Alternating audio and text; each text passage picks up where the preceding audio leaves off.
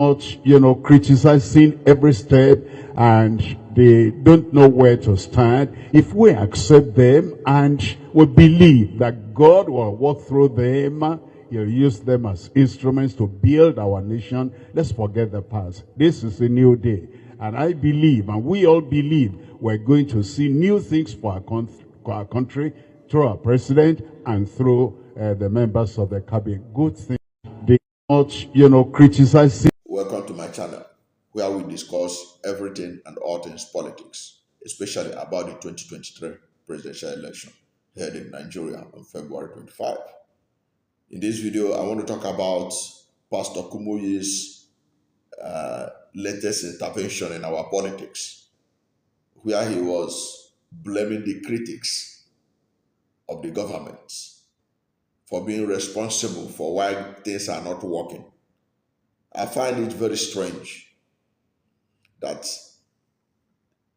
putting government officials on their toes is now the fault of those who does that. For example, we know that the Constitution recognizes the media at the fourth stage of the realm, and that the media should hold those in government accountable on behalf of the people of Nigeria. So they have people of Nigeria have a responsibility to hold their government accountable, and the media has a responsibility to report that accountability. But what Kumuyi was suggesting is that we should give them free hand.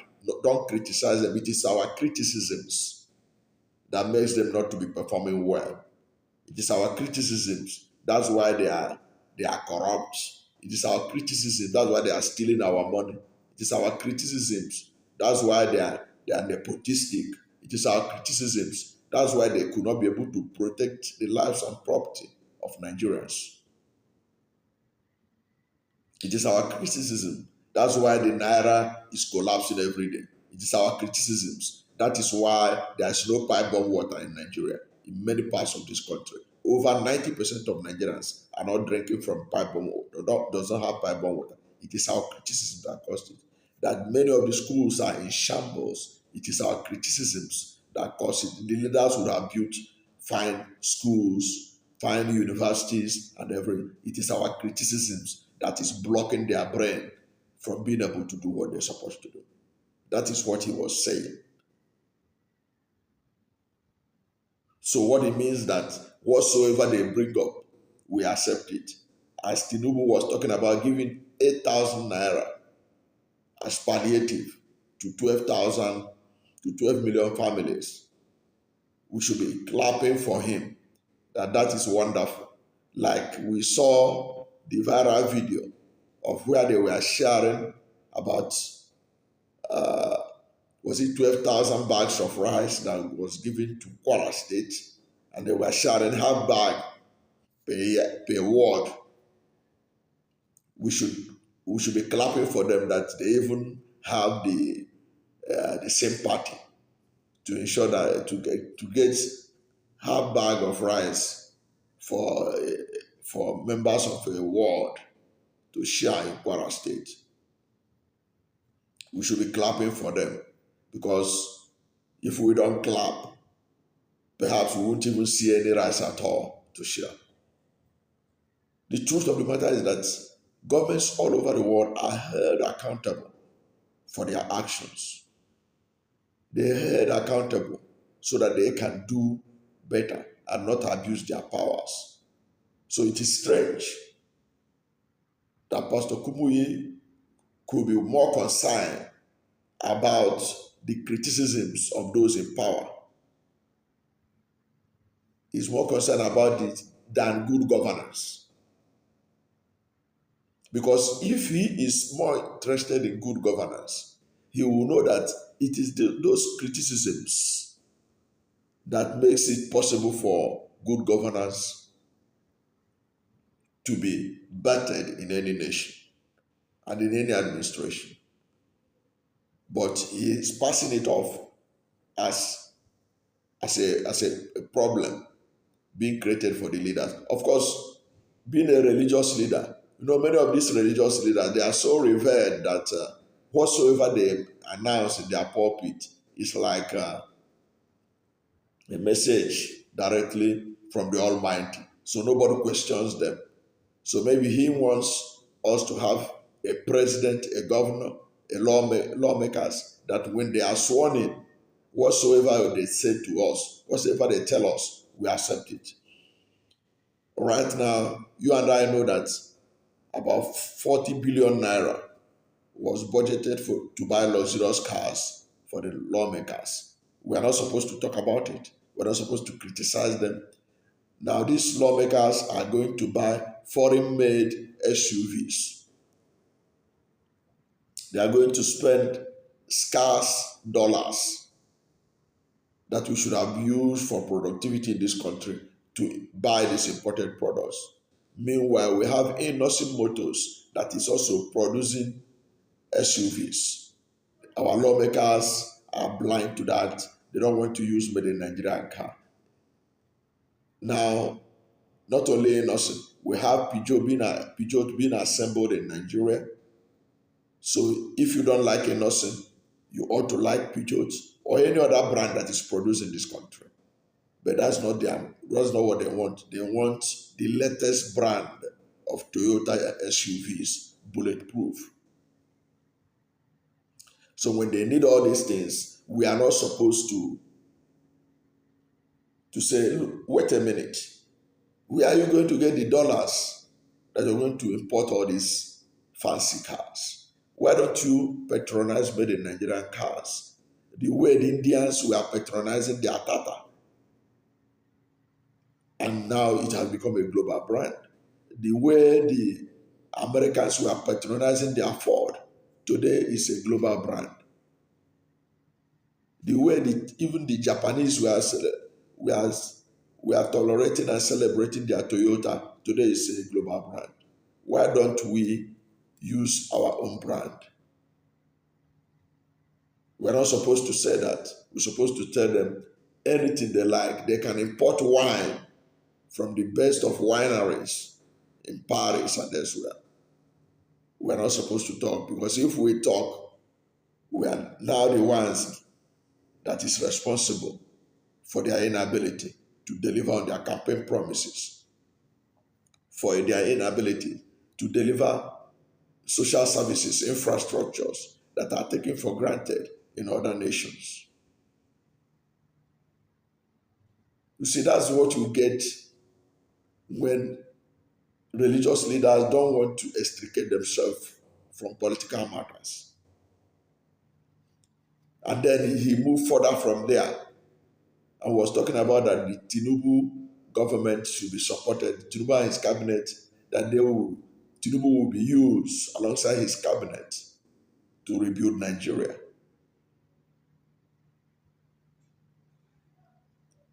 And himself,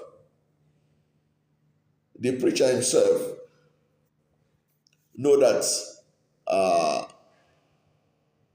we live in a life in which spiritually is about planting and harvest. You cannot plant yam and harvest cocoyam. You cannot plant cassava and harvest yam. You cannot plant corn and harvest millet. It is obvious that you cannot give what you don't have. How can you say that God will use them when you know that you cannot plant cassava and harvest yam? It's a fact. The scripture is filled with examples to show you that you cannot plant yam and have cassava. How could you expect Tinubu to be the one that God will use to rebuild Nigeria? One, the processes that brought him in is being challenged in the courts. And that processes has been confirmed by international observers that observe the presidential election, especially the European Union Observer Group and several other Nigerian NGOs, how he emerged even as the presidential candidate and all that. And you think that that's somebody that God wants to use to rebuild Nigeria. You cannot give what you don't have. Right now, we know that corruption is a major problem in Nigeria, but Tinubu, did he say he's coming to fight corruption? Where in his campaign stopovers did you see Tinubu say he will fight corruption when he becomes president, or that he will eradicate corruption? And we know that corruption is at the center of our underdevelopment. Yet, a government that is not anchored on anti-corruption is what will rebuild Nigeria. A government that its election is being challenged in the court because of alleged rigging and manipulation is the one that God will use to rebuild Nigeria. Is that how God works? Now, if it is the same, if God is going to be using people like Tinubu and his government, why should anybody bother to attend that Deeper Life Church? Of what use is it to the society in terms of refining people? If God can now use anybody, even those whose elections are questionable, to rebuild Nigeria, why do you need to go to Deeper Life that position itself as a church that is full of spirituality, that is against anything that is not in line with the Holy Spirit, the Holy Ghost, and what have you? What is the business going there? Since you are not among the type of people that God will want to use to rebuild a nation. Because it means that God always uses those who can, who knows that power is not serve a la carte. You have to grab it, you have to run with it, you have to snatch it. So does that make sense? Is God a God of unfairness? But the God we know is a God of justice. It's a God of justice. Throughout the Bible, God has always been a God of justice. He is not a rewarder of the evildoers. And I'm here to see anywhere in the Bible where God used the wicked to rebuild any nation. I would have expected this man to cite where in his Bible that God used the wicked to rebuild a nation and turn it into a heaven of prosperity. I would like to see that. And in any case, how many people will God use to rebuild Nigeria? The last time I checked, this same Kumuyi was also saying that Buhari will transform the country, that God will use Buhari administration to rebuild this nation, to make it better, and all that. 8 years after Buhari's regime, Nigeria is the poverty capital of the world. 8 years after Buhari regime, we have over 33% unemployment rate. 8 years after Buhari regime, Naira has collapsed and is still collapsing from what it was in 2015 when Buhari took over government. 8 years after the Buhari regime, inflation rate is over 23%.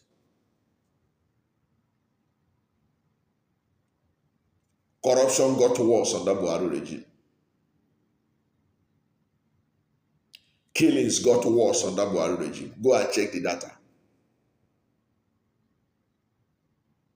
But this is the people that Kumuyi himself projected that God will use.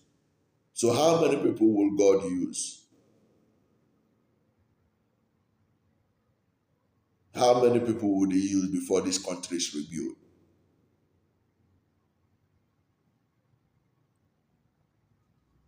So these are the kind of things that some of these religious leaders, they say it. I don't know what they think when they are saying it, whether they think that people are robots, that they will just accept it. Of course, their congregation may accept it, but they should know that the reasonable members of the public are not going to accept that. And that's why there's a lot of criticism going around because of that, his statement. And you can't blame those who are criticizing because they can't understand it. They can't understand it. That a man of God will say that those whose election were being questioned are being allegedly, whose emergence are being challenged, that they are not credible. The election that brought them are not credible. They are being challenged. You could have waited for the court, that is the final arbiter who won the 2023 presidential election, to say to deliver their final verdict. Then you can begin to talk about supporting the government. There is no doubt that the wicked have always gotten access to power, but the wicked have never rebuilt any nation. Go and check the early leaders of the United States of America who wrote the Constitution of the United States. You will find out that many of them are men who believe in fairness, who believe in spirituality, who believe in building a better nation for all. Forget about the fact that many of them were also slave owners, but they didn't know any better. But the truth be told, if you study the United States Constitution and look at some of the things that those people wrote inside over 400 years ago, you will realize that these are the caliber of people that God uses to rebuild a nation, to build a new nation. And not the type that Kumuyi is projecting and said Nigerians should support. What Kumuyi should be praying is that let justice be done. Let God facilitate justice. That God is a God of justice. Let there be justice in Nigeria. Let not the wicked prevail over the people of God. Let not the wicked prevail over the children of God. That is the prayer point that he should be promoting. And he can also just be neutral. Say, let the will of God be done in the emergence of a new Nigeria. Let the will of God be done. But not for him to be campaigning that, to be so categorical that God will use. Because when he say it like that, being a man of God, people will assume that God has told him. But perhaps he's just projecting his own personal biases or his wishes. Maybe he loved Tinubu. He liked the kind of politics Tinubu plays. He was excited that Tinubu has become president. So he has to ginger support for him. And that is a personal decision he can take. But he should not project it as if it is God talking through him. Because that is the interpretation a lot of people are giving it. But even at that, being a man that commands followers, multitudes from around Nigeria and across the world, He ought to have known that given the antecedent of President Bola Ahmed Tinubu and the members of his cabinet, he's not supposed to come out and say that God will use them to rebuild the nation. Because in that case, it means that God condones some of the things that happened in the election. The use of ethnicity, the ethnic slur that was used in Lagos, and all kinds of threats that was made in Lagos, and all kinds of things that was done to manipulate the election. That God approved all of this. Then if God approved all of that, then can we then say that God supports the righteous? Can we say that God supports the righteous? Or do we say now it's the unrighteous that God supports? So these religious leaders should be very careful in terms of what they are dishing out to the public. The reason why God gave you one mouth and two ears is to talk less and hear more. I think that our religious leaders should talk less and hear more. And also, it is wrong to criticize the critics that they are the reason for why Nigeria is not moving forward. It is not true. In fact, but for the critics, this country would have collapsed long ago. It was the critics that brought democracy back in this country. It was because of the critics that despite the corruption going on in this country, they have not really, they would have sold it altogether. It is because of the critics. So the critics are the reason why Nigeria is still standing, despite the monumental corruption that goes on inside it. So when the looters remember the critics, they try to at least cover their track and therefore not steal everything as they would have loved to do. So the critics, Kumuyi should be hailing the critics of politicians or political leaders. They are the real deal. They are the real reason why this country is still having hope, and not on Tinubu and his cabinet. Thank you for watching this video, and if you are new to my channel, you have not yet subscribed to my channel, please subscribe to my channel, hit the subscription button, hit the notification bell. When you subscribe to my channel and hit the notification bell, anytime I have a new video, you'll be among the first to know. God bless you. And please don't forget to like this video, because when you like it, Google will rank it high and recommend it for more people. Thank you, and God bless you and yours.